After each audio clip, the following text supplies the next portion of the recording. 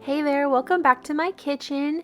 Today I'm excited because we are making some meals that require absolutely no meat, but that does not mean these meals are not filling, and that does not mean these meals are lacking in flavor.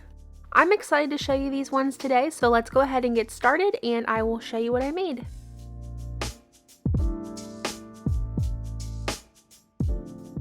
First up today, we are going to make this creamy gnocchi soup.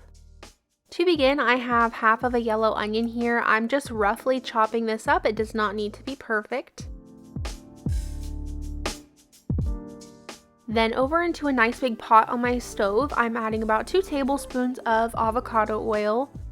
I let that heat up and then added my onion in there and let that cook for about 5 minutes or so until there was some nice color on my onions and they were tender. Next, I'm adding in 1 tablespoon of minced garlic. I'm going to let this cook for about 30 seconds to a minute just till you are smelling it nice and strong. You do not want it to burn. And then I'm adding in 2 cans of fire roasted tomatoes.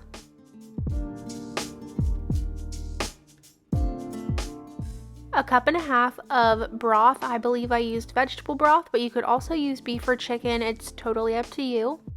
1 tablespoon of brown sugar, and then you're just going to give this a really good mix together.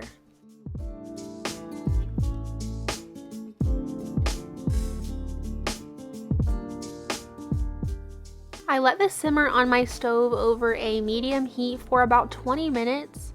This will really allow all the flavors to come together. And then at that point, you are going to blend this soup. So I'm using my immersion blender, but if you don't have an immersion blender, you can also just use a regular blender. You'll just have to pour the soup into the blender itself.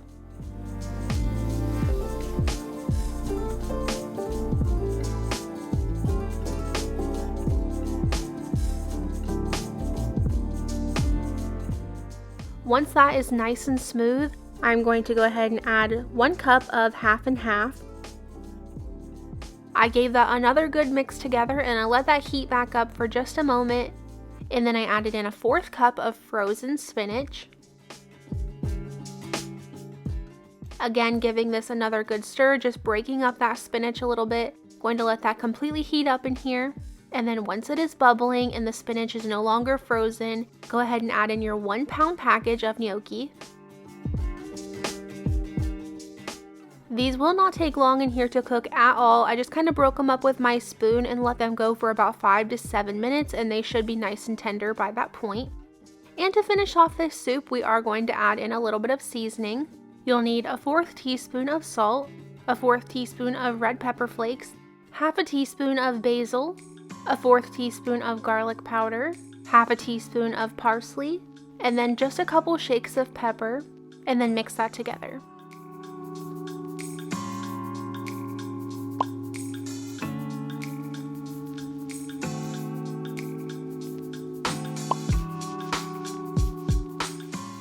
Last but not least, this step is actually optional. You don't have to do this, but I did it just because we absolutely love Parmesan cheese, so I figured, you can't go wrong with it.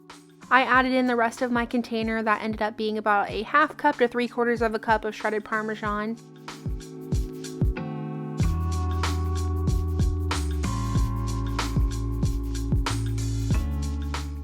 And then on the side, I made some homemade sourdough garlic bread with just a little bit of butter, oregano, salt, minced garlic, and parsley. And I just baked that in the oven for about 5 to 7 minutes until it was nice and crispy. Here is what my finished bowl of soup looked like. This soup was very, very filling, and my husband did not know there was all these vegetables in here, so that was a win for me here. The flavor of this soup is not what you would expect. It's a little bit smoky and sweet, and I loved that.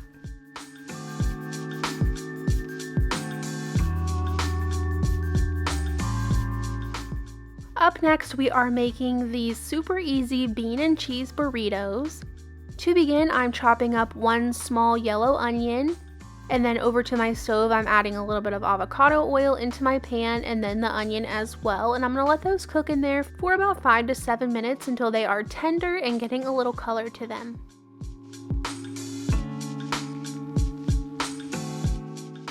Then you'll want to add in about half a cup of your favorite salsa, any flavor or spice variety, up to you. And then 1 can of refried beans. For the seasonings, I'm adding in a half teaspoon of smoked paprika, a half teaspoon of garlic powder, a 1/4 teaspoon of salt, a 1/4 teaspoon of pepper, a 1/4 teaspoon of chili powder, and a 1/4 teaspoon of cumin. Finally, you'll add in about 3 to 4 tablespoons of sour cream, so just 1 nice big spoonful. At that point, go ahead and get everything mixed together really well. It's not going to come out looking the prettiest, but I promise it's going to taste good. Once the bean mixture is all the way done, you can go ahead and start building your burritos. I'm using the nice big burrito sized tortillas. They work much better for this. Add a spoonful of your bean mixture, a sprinkle of shredded mild cheddar cheese, and a sprinkle of shredded Monterey Jack cheese.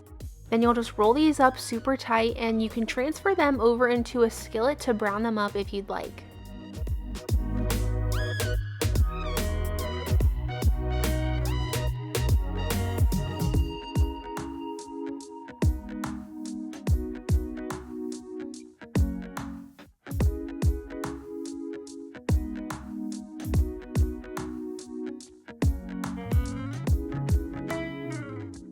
It's totally up to you if you want to brown this up, but I definitely think that makes these 10 times better, and it helps the cheese to melt inside.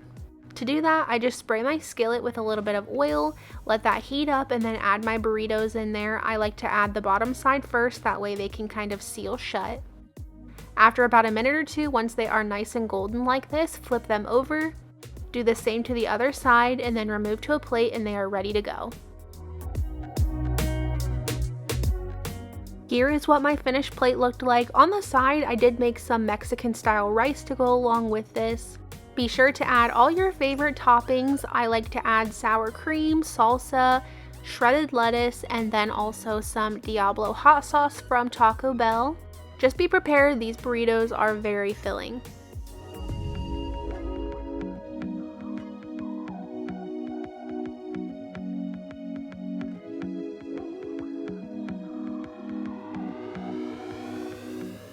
And now finally, we're gonna make this Margherita pizza, and let me just tell you, I was looking forward to this pizza all week long.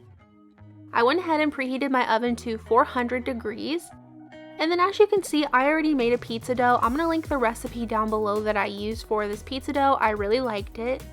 But if you don't wanna make a homemade pizza dough, you can just get one from the store or get the little packets where you just mix the water to make the dough.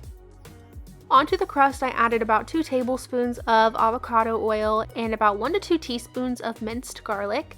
I'm going to spread that all over the pizza, and this is going to be our base.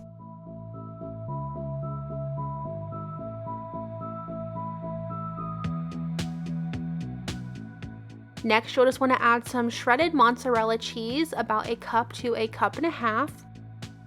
And then sprinkle it with some shredded Parmesan cheese as well. I used probably about 1/4 to 1/2 cup. Next, I took 1 Roma tomato and sliced it pretty thin, and now I'm just going to add that tomato all over top of the cheese.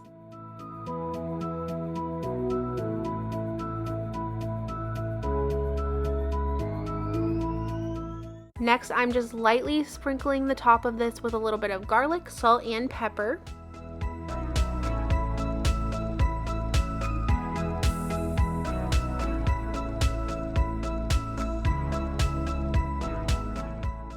I stuck this in my oven for about 15 minutes, and this is what it looked like after the 15 minutes.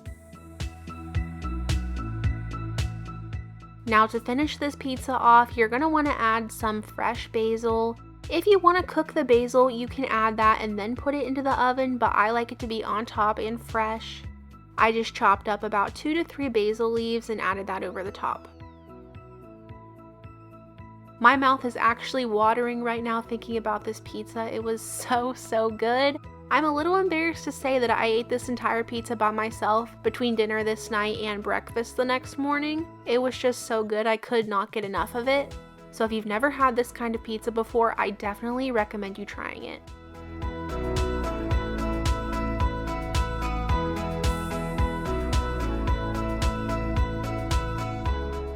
Thank you guys so much for watching today. I appreciate your time and you being here. If you don't mind, please leave me a flower down in the comments below if you made it all the way to the end of this video, and I will see you guys back here on Sunday for another video. Bye!